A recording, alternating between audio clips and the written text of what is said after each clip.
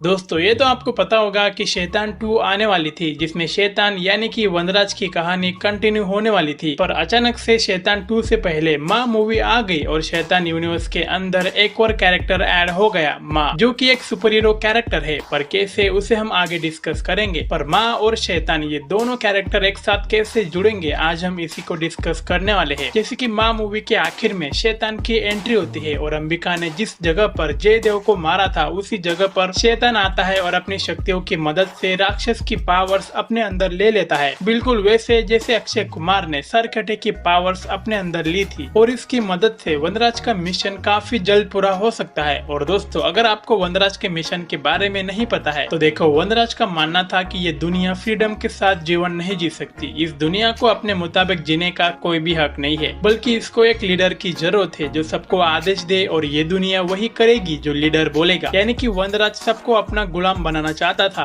पर वो ऐसा क्यों करना चाहता था? क्योंकि वनराज खुद को एक भगवान मानता है, इसलिए उसने सबसे पहले काला जादू सीखा। और वनराज काले जादू का इस्तेमाल करके लड़कियों को वश में करता है, जिसके बाद उनको एक खंडर में ले जाता है। और जब वो 108 लड़कियों की बलि देगा तब वो इजीली पूरी दुनिया को वश में कर सकता था, जिसके बाद वो सच में सबका भगवान बन जाता। पर कबीर ने उसका प्लान नाकामयाब कर दिया और वनराज को 1 साल से एक अंधेरी जगह पर बंद करके रखा है। पर दोस्तों अब माँ मूवी के आखिर में हमें शैतान देखने को मिलता है, जो कि राक्षस अमसजा की पावर्स अपने अंदर ले लेता है। इसका मतलब ये है कि अब शैतान के पास राक्षस की पावर्स आ चुकी है, इसलिए वो पहले जैसे काले जादू का इस्तेमाल करके लड़कियों को वश में नहीं करेगा, बल्कि वो राक्षस की पावर्स का इस्तेमाल करके वो लड़कियों को सीधा उठा के ले जाएगा। पर इसके लिए उसको कबीर के चंगुल से बाहर निकलना होगा, और वहाँ से कैसे निकलेगा ये तो प्रेडिक्ट नहीं किया जा सकता, पर वो बाहर जरूर निकलेगा, नहीं तो शैतान 2 कैसे बनेगी। और मुझे ऐसा भी लगता है कि वनराज का जो मिशन था वो कोई और पूरा कर सकता है। जैसे कि आपने देखा होगा कि जब कबीर उस खंडर में जाता है तब वनराज के कुछ गुंडे उसे रोक लेते हैं। इसका मतलब इस मिशन के अंदर वनराज अकेला तो नहीं है, कुछ लोग उसके मदद के लिए है। इसलिए ये हो सकता है कि वनराज के गायब होने के बाद उनमें से कोई और वनराज का मिशन पूरा करेगा, जैसे कि उसका बेटा हो सकता है या फिर उसका चेला भी हो सकता है। क्योंकि अगर आपने नोटिस किया होगा कि जब माँ मूवी के अंदर वनराज की एंट्री होती है तब वो एक डायलॉग बोलता है, पर मैं आपको बता दूं कि वनराज बोल ही नहीं सकता है, क्योंकि कबीर ने उसकी जुबान काट दी थी, जो काले जादू का इस्तेमाल करके भी वापस नहीं आ सकती, तो वो कैसे बोल सकता है? खैर इसका जवाब तो हमें शैतान 2 में ही मिलेगा। पर पॉइंट ये है कि अब शैतान के पास राक्षस अमसजा की पावर्स आ चुकी है, और दूसरी तरफ अंबिका के पास भी काली माँ की दी हुई पावर्स है, जो कि उसने राक्षस को मारने के लिए मांगी थी। और तीसरी तरफ राक्षस अमसजा अभी भी जिंदा है, क्योंकि अंबिका ने सिर्फ जयदेव को ही मारा था, जिसके पास राक्षस अमसजा की थोड़ी बहुत शक्तियां थी। पर अमसजा अभी भी जिंदा है और कहीं पर छुप के बैठा होगा, जो अपना मिशन पूरा करने के लिए कभी ना कभी तो बाहर जरूर आएगा। दरअसल राक्षस अमसजा और शैतान वनराज का मिशन एक ही है। जैसे कि शैतान काले जादू का इस्तेमाल करके पूरी दुनिया को अपने वश में करना चाहता है और दुनिया पे राज करना चाहता है, और अमसजा भी अपना वंश आगे बढ़ा के तीनों लोगों के देवी देवताओं को मार कर दुनिया पे राज करना चाहता है। और दोनों का मिशन अधूरा रह गया। इधर अंबिका ने जयदेव को मार कर अमसजा का काम और भी मुश्किल कर दिया, और उधर कबीर ने ही शैतान को अपने वश में कर लिया और बंदी बना लिया। और दोस्तों अब वो दोनों बाहर आकर और साथ में मिलकर अपना मिशन पूरा कर सकते हैं, जैसे कि अमसजा अपना वंश आगे बढ़ा के और वनराज अमसजा के पावर्स का इस्तेमाल करके दोनों ही अपना मिशन पूरा करके दुनिया पे राज कर सकते हैं। और दूसरी तरफ कबीर फिर से अपने बेटी को वनराज से कैसे बचाएगा ये हमें शैतान 2 में देखने को मिलेगा। और इधर अंबिका के पास भले ही काली माँ की शक्तियाँ होंगी, पर आपने एक बात नोटिस नहीं की होगी, दरअसल अंबिका ने काली माँ की शक्तियाँ हासिल करके जयदेव को मारा था। मतलब कि अब अंबिका के पास भी वही शक्तियाँ है जो अमसजा को अपना वंश आगे बढ़ाने के लिए चाहिए थी। और अंबिका एक औरत भी है और मेचर भी है, तो अमसजा का काम और भी आसान हो जाएगा। मतलब अंबिका अमसजा का वंश आगे बढ़ा सकती है, यानी कि अंबिका के लिए अमसजा बाहर जरूर आएगा। और जब वो बाहर आएगा तब ये बैटल कैसी होगी ये देखने में मजा तो आएगा ही। बस माँ मूवी के जैसे ही माँ 2 की राइटिंग वीक नहीं होनी चाहिए, और हो सके तो माँ और वनराज को शैतान 2 के अंदर ही कनेक्ट कर देना चाहिए, ताकि माँ 2 के लिए थोड़ी हाइप बन जाए। वरना माँ मूवी के भरोसे माँ 2 को नहीं बनाया जा सकता। अगर मेकर्स को गलती सुधारनी है तो उनको माँ के कैरेक्टर को काफी अच्छे से सेट करना होगा शैतान 2 के अंदर। तो दोस्तों आज के लिए बस इतना ही। बाकी आपको क्या लगता है कि वनराज अंधेरी जगह से कैसे निकलेगा? कमेंट्स में शेयर जरूर करना। बाकी मिलते हैं किसी नए वीडियो में, तब तक बाय।